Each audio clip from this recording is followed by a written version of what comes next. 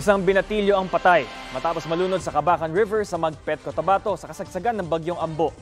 Base sa investigasyon, naliligo sa ilog si Kevin Huanga kasama ang kanyang mga kaibigan nang tangayin siya ng malakas na agos. Hindi raw marunong lumangoy ang biktima. Ilang lugar naman sa Bulacan ang nawala ng kuryente dahil sa mga nagbagsakang puno at poste ng kuryente.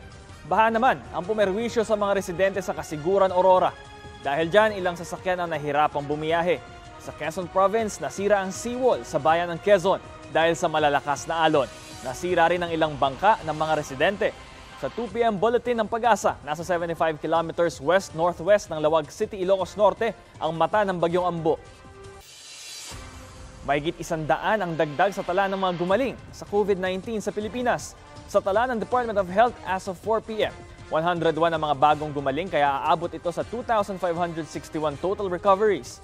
214 ang naidagdag sa mga bagong kaso para sa kabuuang 12,305 COVID cases.